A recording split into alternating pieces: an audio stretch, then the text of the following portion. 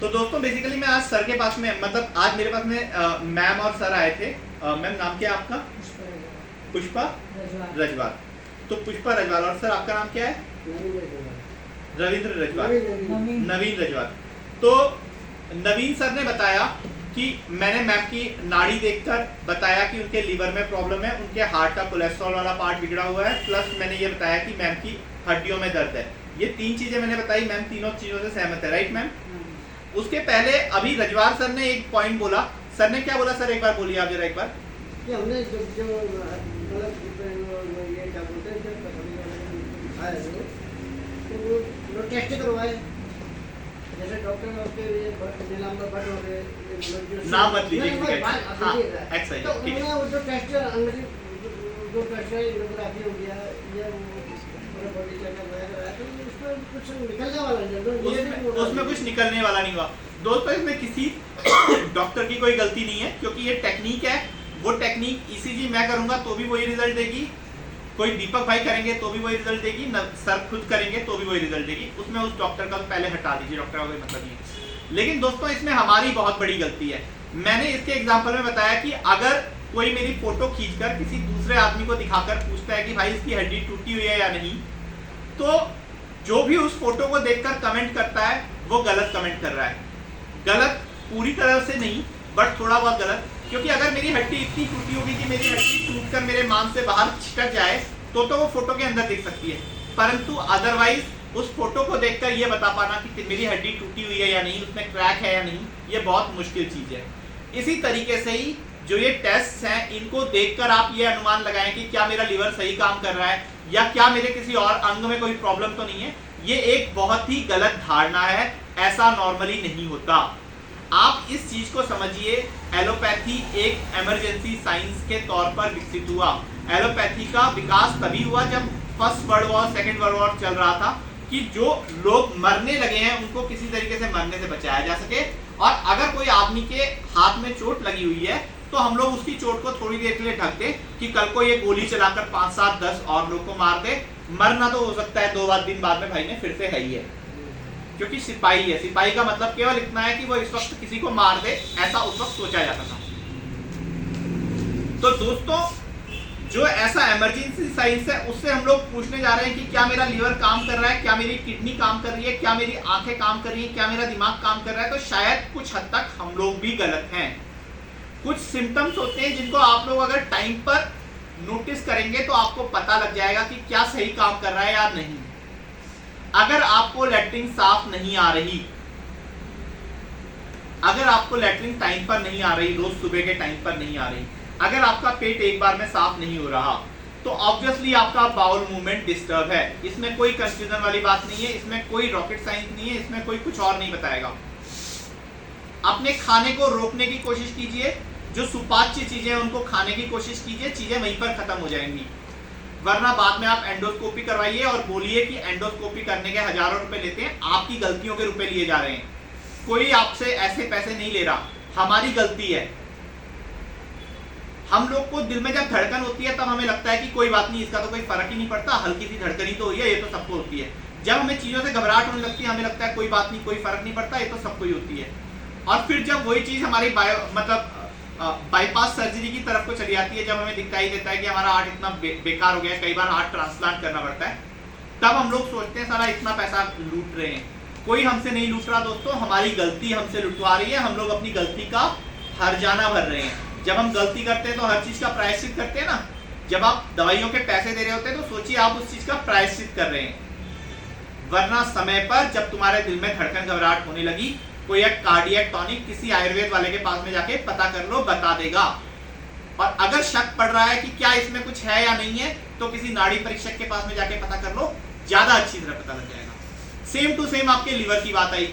आपके अगर पेट में गैस बन रही है तो वो अक्सर आपके स्टमक या जीआईटी के अंदर प्रॉब्लम होती ही होती है। जीआईटी मतलब गैस्ट्रोइंटेस्टिनल ट्रैक्ट। आपका जो भी खाना आ रहा है दोस्तों, वो गैस्ट्रोइंटेस्टिनल ट्रैक्ट के थ्रू ही आएगा, स्टमक तक आएगा, स्टमक के द्वारा उसको एसिड से जलाकर नीचे भेजा जाएगा। तो अगर वो साफ नहीं हो रहा है तो नीचे वाले में प्रॉब्लम है। अगर खाना अच्छी तरह आते हुए बीच रास्ते में कहीं पे प्रॉब्लम कर रहा है, तो इसका मतलब जो हमारा पूरा जीआईटी था, जो हमारा स्टमक था, उसमें कहीं पे प्रॉब्लम शुरू हो गई है। अगर आप आपको खाना खाने का ही मन नहीं कर रहा, तो सीधा सा पॉइंट है कि आपका जो लिवर है वो आपके हार्मोन्स को सही तरीके से सेक्रेट नहीं कर पा रहा। अब आपका एसजीओटी नॉर्मल आता है, अब आपका एसजीपीटी बेकार आता है नहीं आता है, इट डजंट मेक, इसका कोई मतलब नहीं बनता। इन चीजों पर शोर मचाने की कोई फायदा नहीं है। सीधे सीधे लिवर को सपोर्ट करने वाली दवाइयां, लिवर को सपोर्ट करने वाले खान पान, लिवर को सपोर्ट करने वाली चीजें उसी वक्त शुरू कर दीजिए। मैंने पहले भी, अगर आप मेरी पूरी वीडियोस देखेंगे उसमें आपको दिख जाएगा, जो जो मैंने पित्त प्रकृति के बारे में बोला हुआ है वो सारी की सारी चीजें लिवर को सपोर्ट करने वाली ही है। आदमी हर 2-2.5 घंटे में कुछ खाता रहे, जब तक का भूख ना लगे तब तक का हैवी खाना ना खाया जाए। लेकिन पित्त प्रकृति वाला ऐसा ना करे कि बिल्कुल ही खाना ना खाए, क्योंकि उसकी जो प्रकृति है उसके अंदर ऐसा कभी नहीं होता कि उसको भूख ना लगे।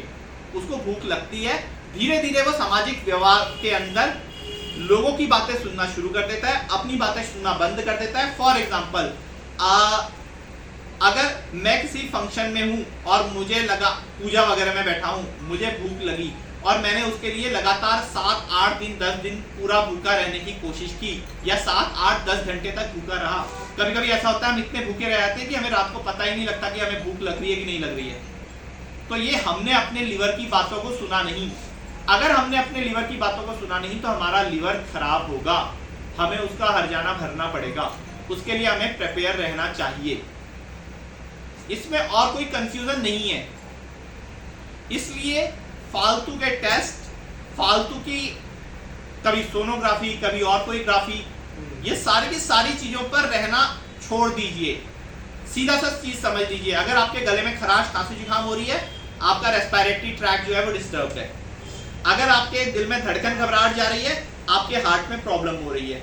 अगर आपको भूख नहीं लग रही है, आपका पेट में गैस जलन हो रही है, तो स्टमक वगैरह में कहीं पे प्रॉब्लम है या लिवर में कहीं पे प्रॉब्लम है। अगर पेट साफ नहीं हो रहा है, बाउल मूवमेंट में प्रॉब्लम है। अगर हाथ पांव में झंझनाहट हो रही है, हाथ पांव में कहीं पे जलन वगैरह हो रही है, आपकी नसों में प्रॉब्लम है। सर भारी जैसा लग रहा है, नसों में प्रॉब्लम है। पानी आ रहा है, पेशाब रुक रुक के आ रहा है, पानी कम पी रहे हो, आपके यूरिनरी ट्रैक्ट में प्रॉब्लम है, या हो सकता है किडनी में प्रॉब्लम आ जाए। ये 5-6 सिस्टम है, इनका ध्यान रख लो यार। शुरुआत में ध्यान रख लो, बाद में आप लोग को बड़ी तकलीफें नहीं झेलनी पड़ेगी। अदरवाइज अपनी गलती के हर्जाने में क्या क्या लुटता है, जितने भी बड़े बड़े राजा हैं सारे के सारे लुट गए। कहीं पे ना कहीं पे उनसे गलती हुई, वो उस गलती को समय पे पहचान नहीं पाए। जब तक वो उसका हर्जाना भरने लगे, उसका हर्जाना उनकी पूरी की पूरी संपत्ति था, और कभी कभी उनकी जान भी हो जाता है। आप लोग इस शरीर के राजा हो। हमारी एक संस्कृत की बुक थी, उसमें लिखा था कि शरीर हमारा अयोध्या नगरी जैसा है। अयोध्या नगरी को पहले से बहुत पावन नगरी माना जाता है। जो आदमी इसकी सही से रक्षा नहीं कर पाता वो पाप करता है। तो हम सारे के सारे अपने शरीर के स्वामी हैं। अपने शरीर का ख्याल रखना हम सब लोगों का फर्ज है, और अगर नहीं कर रहे तो ये बहुत बड़ा पाप है। इसके हर्जाने के तौर पे आपको क्या देना पड़ेगा आप सोच नहीं सकते। वो रोना धोना आपको करना भी नहीं चाहिए, आपको वो भरना ही पड़ेगा। अन्यथा समय पर सचेत रहिए, ज्यादा अंधाधुंध इस शोर शराबे में मत पड़िए। कोई फर्क नहीं पड़ता आप कितनी पार्टीज में गए हैं, अगर आपका शरीर अंदर से ठीक नहीं है तो आपके पास में करोड़ रुपया है, इस वाली बात का भी कोई फर्क नहीं पड़ता। पेट में दर्द है तो आप लैम्बोर्गिनी में बैठ के अपने पेट में दर्द कर रहे हैं, या आप सड़क पर बैठ के अपने पेट में दर्द बोल रहे हैं, दोनों अवस्थाएं ही बिगड़ी हुई हैं। ठीक है, लैम्बोर्गिनी में कुछ 1-8% शायद आपको कुछ फैसिलिटी ज्यादा मिल जाए, बट अदरवाइज आपकी जो प्रॉब्लम है वो प्रॉब्लम ही है। तो अपने शरीर को संभालिए, भगवान के दिया हुआ उपहार है, उसका उपहास उड़ाएंगे तो बाद में आपको उसकी कीमत खुद ही कोई देनी पड़ेगी, कोई और नहीं देने वाला। उसके लिए आपको पछतावा भी नहीं होना चाहिए, खुशी खुशी दीजिएगा, वरना अपने शरीर का ख्याल रखिए। मेरी बातें कड़वी लग सकती हैं, मैं थोड़ा कड़वा बोलता हूँ, बट जो भी है मैं आपसे क्षमा चाहता हूँ जो भी मैंने कड़वा बोला हो। नमः शिवाय, जय गुरुदेव, जय धन्वंतरी, जय।